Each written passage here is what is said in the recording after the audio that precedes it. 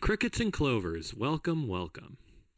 I have been waiting to make this video since one might argue I was a literal child in a theater local to my house that I still live in. But I will tell that story imminently.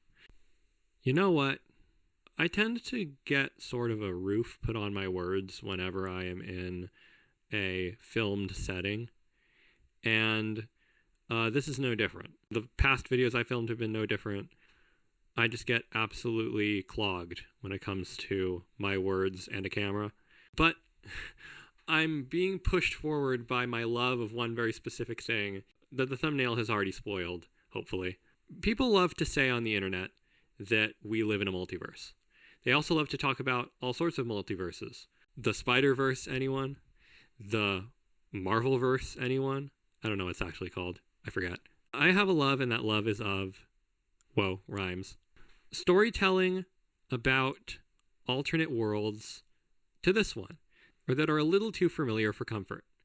I already sort of began this trend with my Betrailers series, which I could continue. I find that one of my favorite muses for this topic of sort of alternate history unfiction is a band that has followed me every step of the way through my life. And that band is PATD, also known as P!ATD. That difference is actually super important. And some of you know, and some of you, well, welcome. This band is a blessing and a curse. It is everything I've ever wanted and also leaves so much to be desired. It is sort of the Jekyll and Hyde of music. I can't wait to tell you all about everything that I know about this band and everything that I have made up about this band. But first, let us roll the intro.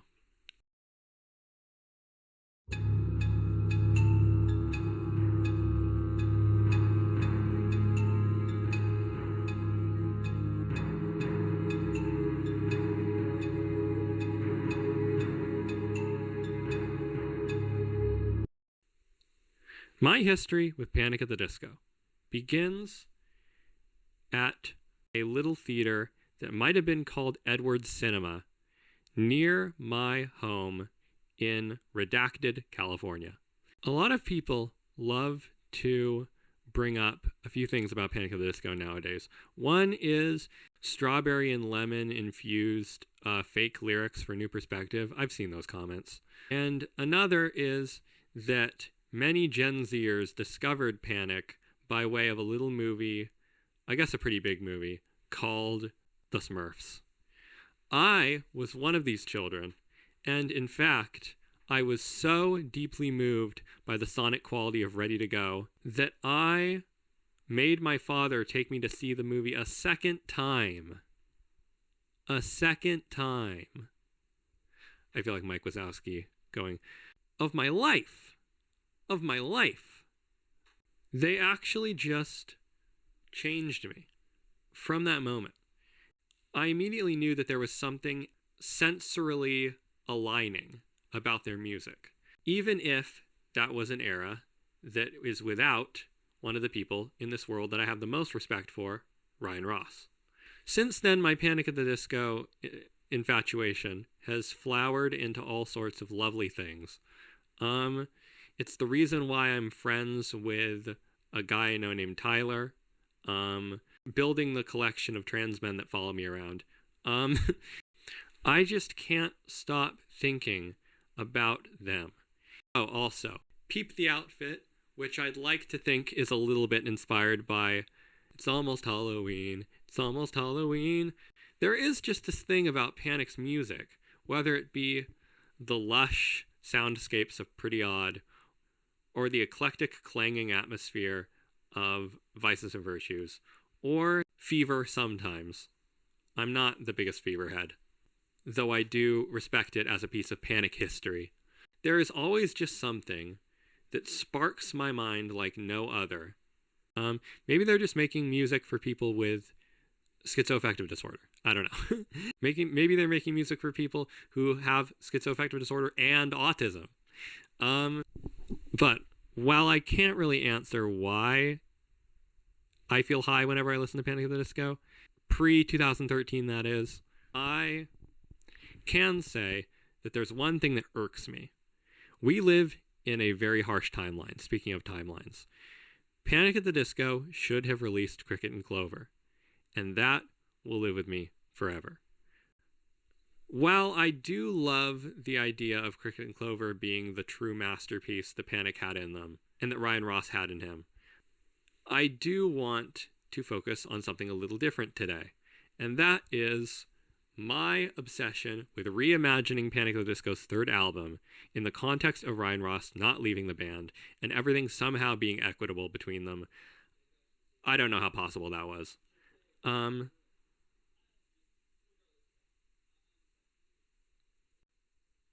Was that Shane Top? Is my sister listening to Shane Top?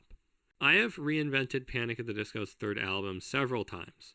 Once I imagined it sort of as this familiarly circusy sort of indie album with a sort of I Spy aesthetic. I have imagined it as a perfect blend of Take a Vacation and Vices and Virtues, which is a little bit wishful thinking, right? I doubt that that's what history had in store for that. Most recently, I imagined it as a concept album, not that we're not getting there, where they are the imaginary friends of a child, collectively referred to as the Chromatic Sleuths. But now I'm healthier than ever. My OCD is kind of calming down and not affecting my creative patterns as much. And I think I have the best no-split third Panic album in me, ready to emerge. Also, with this channel, I do swear to shake it up, and I hope you do swear to listen, because I am still so young and, let's be honest, desperate for attention. So subscribe. Let's put forth some basic info about what I've created. It is a concept album about superheroes called Somebody's Hero. And Panic at the Disco would have released it in 2011. And to add extra poetic historical irony, it would be released within a month of when they would have released Vices and Virtues in our timeline. I'm ready to get into all that. But first, my alter ego is wearing thin. I need an outfit change. That is more like it. With this fictionalized album, we are connecting a lot of dots that otherwise wouldn't be connected. One such dot is Ryan's relatively short-lived obsession with Danny Elfman and his discography, as well as his very documented 1960s obsession. Both of those kind of point towards the topic that I've very, very carefully chosen, which of course are Cape Crusaders and Crime Fighters by Crickets and Clovers. I'll explain how very elegantly in a second. Another thing that superheroes kind of solve about the Panic mythos is that, as far as I know, according to a quote that I found once, Brendan did, by the point of the split, really miss performing, and not just performing in like a we're throwing a concert sense, but in the putting on makeup or a mask or whatever you like and performing sense. So it's about time we get to the real McCoy. What exactly I've created and how it's relevant to Panic at the Disco at all. Ahem. Right up until the split, on from Pretty Odd, they were doing a lot of performing, right? Which included what allowed Ryan Ross to get lost in Cape Town to begin with. I just recently read the real non-Ryden tinged account of that story, and it is quite wacky. But in our alternate timeline, Ryan Ross would have decided to not do any live shows for the foreseeable future, starting in late 2008/early 2009. In this timeline, in our timeline, I should say, Ryan and his girlfriend Kelty broke up in a very complicated way that involves a lot of messiness that I don't necessarily feel ready to give an opinion about. And thus, I have made it so in our new timeline, Ryan broke up with Kelty before any of the cheating bonanza could have gone on. A clean break, no hard feelings, or maybe still some hard feelings, but easier for us narratively. So after this breakup, of course, Ryan decided no touring, no performing for a while. We're doing the Beatles thing, very unsurprising for him, and not touching a stage for a while. It was also during this time that Ryan started going to therapy. And it turned out he had a lot to talk about. This was so helpful that he recommended it to Brendan, who, in fact, finally got to address his various toxic traits, and at the very least become a little easier to deal with. Hooray. And in this time in our timeline, they ended up moving to Topanga Canyon to work on music anyway. So I had that still happen in the alternative timeline, but with a certain wrinkle. One day our boys went out on the town. They were looking for a bit of wholesome fun, and they happened to find a place that caught their eye, a Golden Apple, or rather a comic book shop called Golden Apple. This real comic book shop in real life is known as the comic book shop to the stars, quote unquote. So I thought, hey, why not add a few more? Upon noticing this place, Ryan and the gang became explicably charmed by its exterior because of the correlation to Golden Nugget Casino from their hometown. They became well acquainted with the owners and decided to become regulars. It was at this time that Ryan Ross began his newest 60s entwined obsession, the work of Stan Lee and Jack Kirby. Ryan at this time would fall in love with the neo-Shakespearean prose of Lee and the sort of intangible yet very textural art of Kirby, and would begin to fantasize about creating something superheroic. He just didn't know what yet. By mid-2009, in our real timeline, according to Wikipedia at least, the ownership of the Golden Apple would change in April 2009, which is, of course, a couple months into our heroes going there in the first place. So, yet another heartbreak for Ryan. His favorite new spot never being quite the same again. Just a little more historical drama for this historical drama.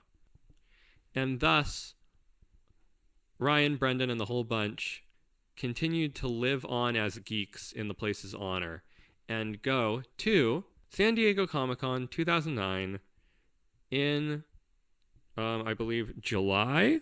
Our rambunctious boys, of course, wanted a costume that they could run around and cause trouble in, and therefore decided to mask up as a group of Skrulls.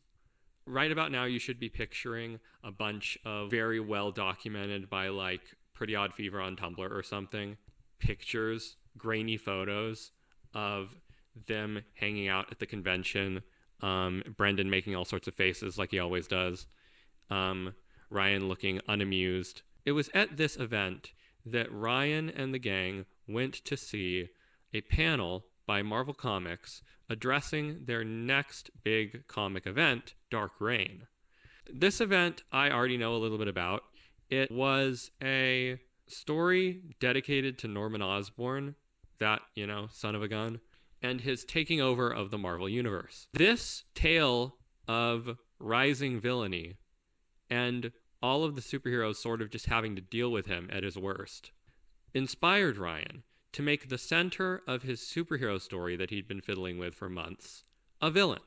It was at this point where I would call the story that we're telling When Bands Collide, because after Ryan got this concrete inspiration for his superhero tale, it was at this point that he got a little help, and that was from Gerard Way.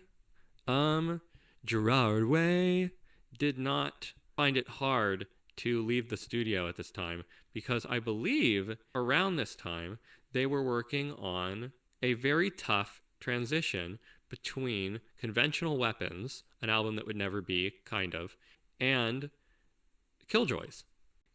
So eager to take a recess, Gerard stepped out of the stew and decided to come over to Panic's place and talk shop about this superhero story and figure out what the characters are, what their motivations are, and what the larger world was. By this point, Gerard was already an expert at comic storytelling. I think it would have been a breeze for them. So after a bit of toil, they decided to do something that I think they might have sworn they would never have to do again: a rebrand. So in early 2010, Panic stepped back into the public eye, having avoided it as much as possible for a while, and decided to tell everyone that they were taking back the exclamation point. I'm not kidding. The exclamation point would begin to indicate the sort of graphic style of the album to come. Superheroism obviously has to do with a lot of wham bam pows, and I think viewing Panic, the word itself, as an onomatopoeia, they would gladly accept the exclamation point back as a decisive bit of branding. They also revealed to the public their new logo, which was directly inspired by two comics that I researched: Grant Morrison's Marvel Boy and The Inhumans from 2000. It was then that they began working on their precious album that they would come to call Somebody's Hero.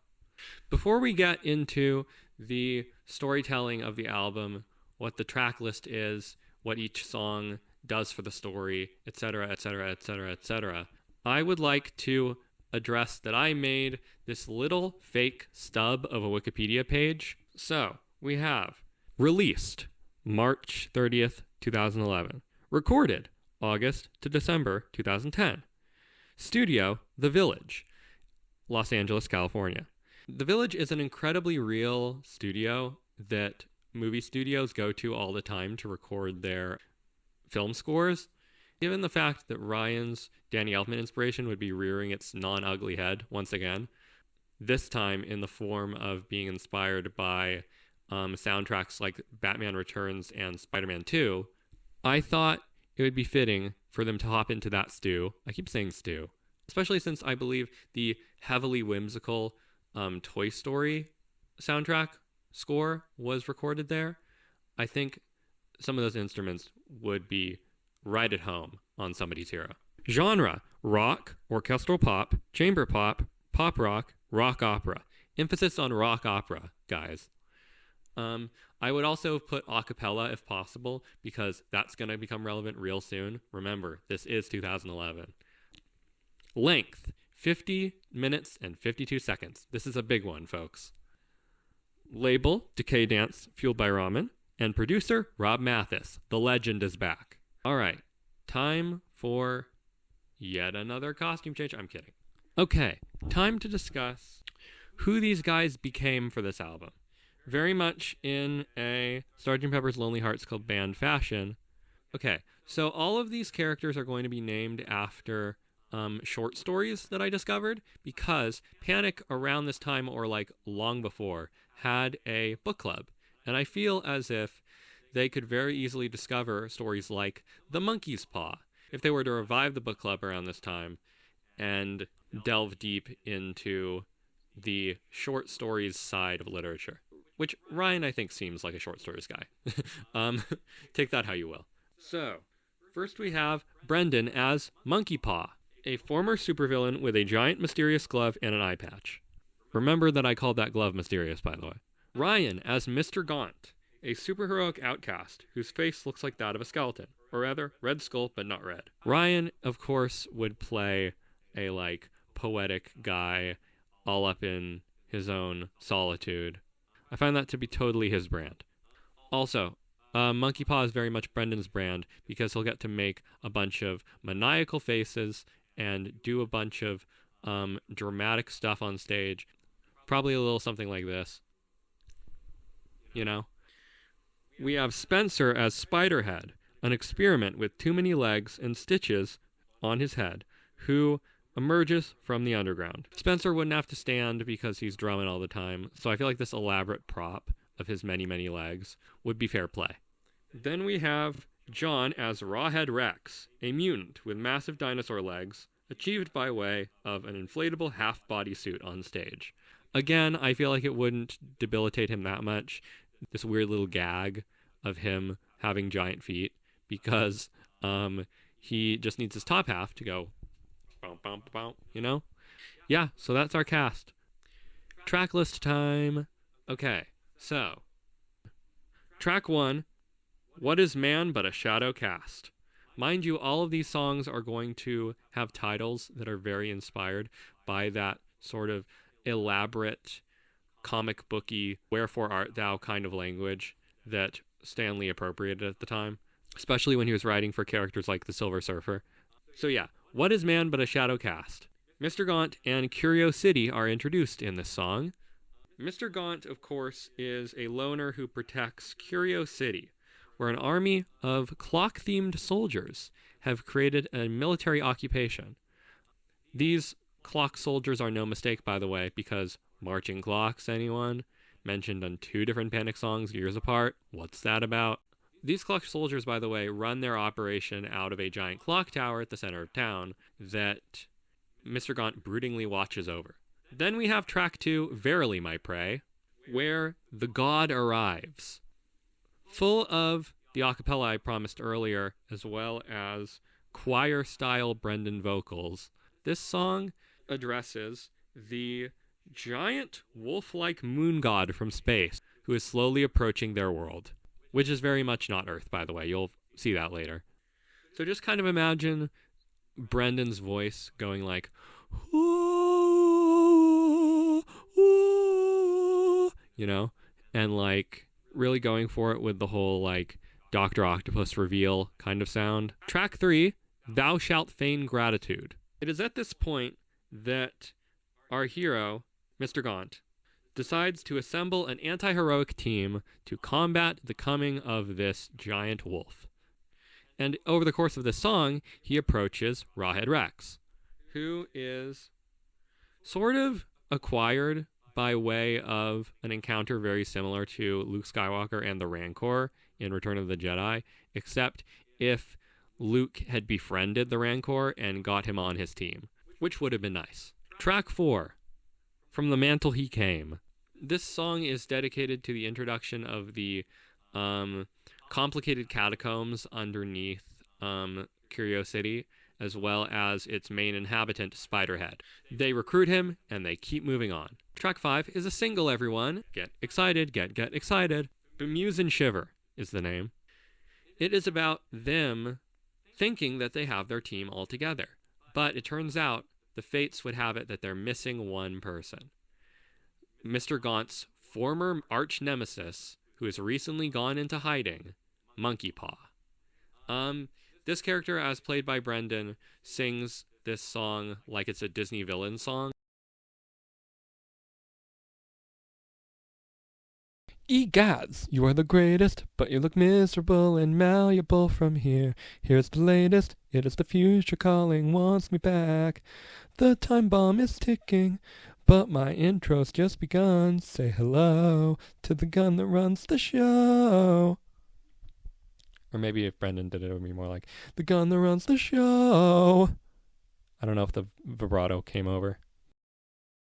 I think it's very worthy of being a single because it has a certain chugging high energy that definitely is not needed in the rest of the album. The rest of the album is very orchestral and still very direct and aggressive, but in a kind of way, you know? Bum, bum, bum, bum, you know? This song is more like on those ivories, you know? This song is also written by Brendan, which is why the name is a little more metal because of Brendan's tendency towards that kind of stuff, as we would see later in his career in our timeline.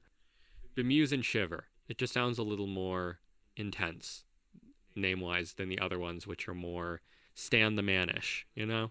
Then we have They Trample the Mount, track 6. This is about them encountering the clock soldiers who have kind of surrounded them unexpectedly. This ambush is cut off swiftly by Hark the Pause Malign, my personal favorite song on the album, which is also a single and the only song in Panic history, besides introduction or any of those technicalities, that is a full instrumental. At least the only single that is a full instrumental. This instrumental has heavy, vocal involvement from Brendan, making it technically not an instrumental, but it is in that same kind of way. Sort of not saying words as much as long, vocalizations of ha ha ha ha ha ha or whatever, This, of course, being the last song before side B, it is a very climactic and also foreboding announcement that, to make matters worse, the moon god is getting ever closer, and they still don't know what to do about him. Side B begins with You Fools I Kneel, track 8.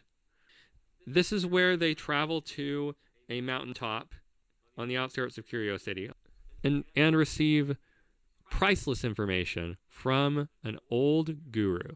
The information is thus: the moon god at no cost should be killed, despite, everyone's first thought. This god instead should be reasoned with by way of a mysterious masked child who can be found in the aforementioned underbelly of the city. Our boys have their work cut out for them. You Will Know Purgatory, track 9, is them descending into the dark and the dusk, or whatever they say in Poppy Playtime, and traveling through layers of roving monsters and mad scientists, all trying desperately to kill them.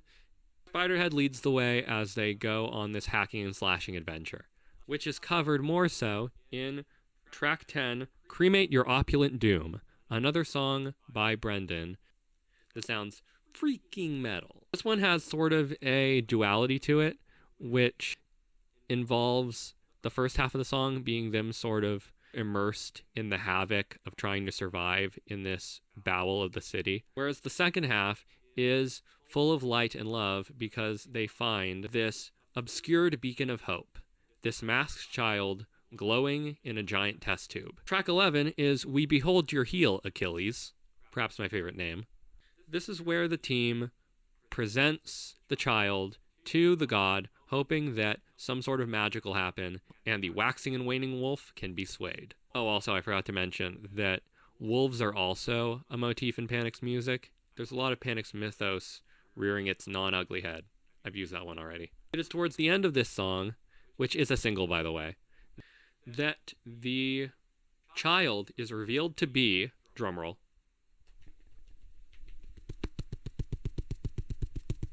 a younger version of Monkey Paw. Over the course of the song I Bequeath Nothing, track 12, the backstory of Monkey Paw is told to us. We find out that the reason Monkey Paw went into hiding was because of the approach of the moon god and his complex relations with this being.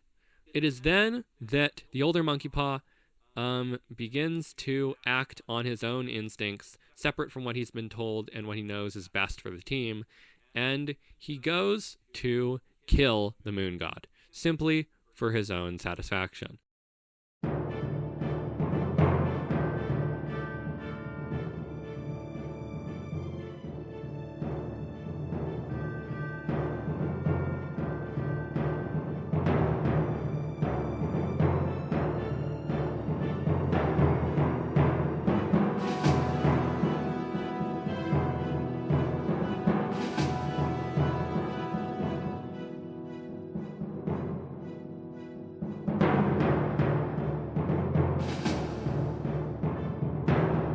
The looming lupine threat disappears, leaving our heroes looking over the city on a cliff, completely beside themselves. The end. So yeah, that's the concept of the album. The concept album. So this album is complete. The band is proud. They get to take a nice long Christmas break after recording, and they hire an artist who I think would be Sam Keith, the creator of The Max, whose style I tried to keep in my mind while I drew this, to create an album cover. This is a mock-up. Don't judge it too much. Ta-da! Notice the giant glove of Monkey Paw. You can also see the initials of Panic at the Disco, including the exclamation point hidden in this image.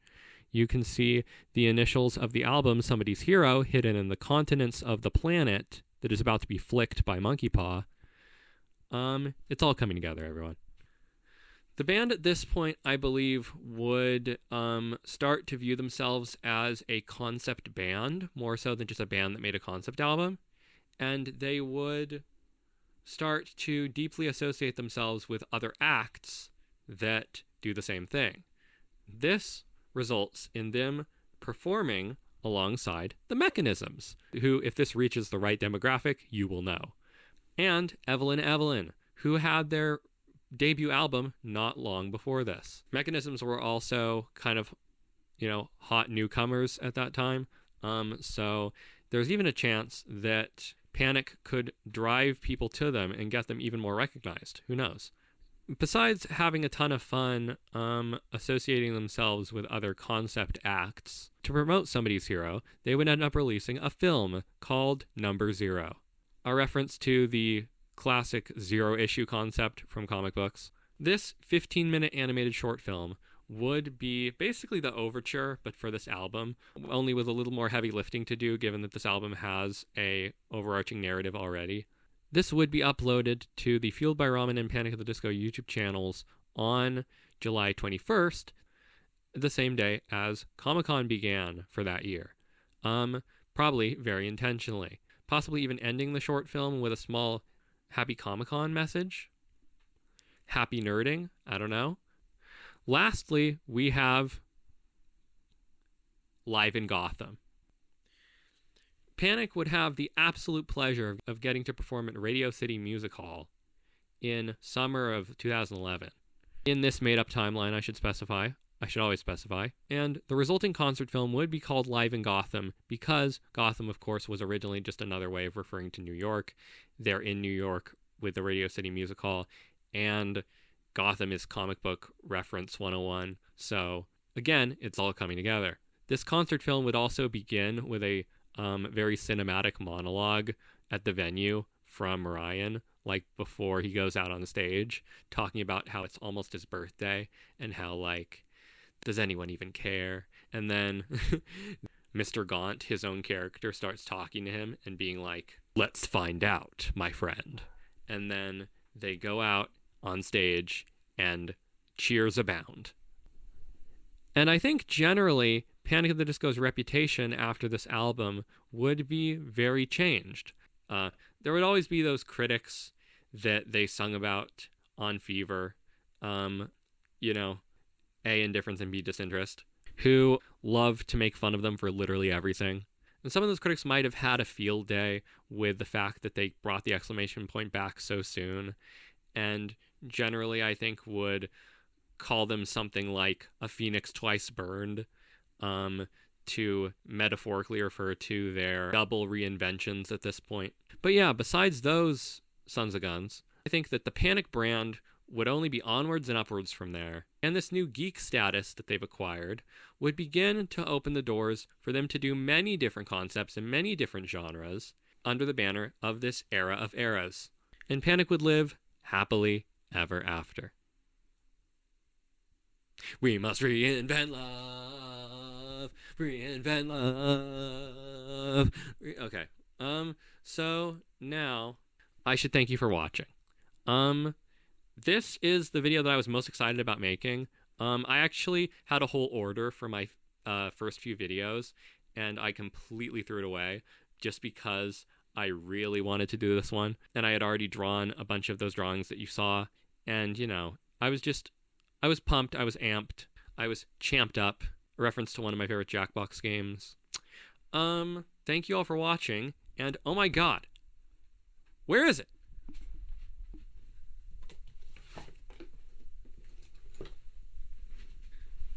Phew. Good. Bye.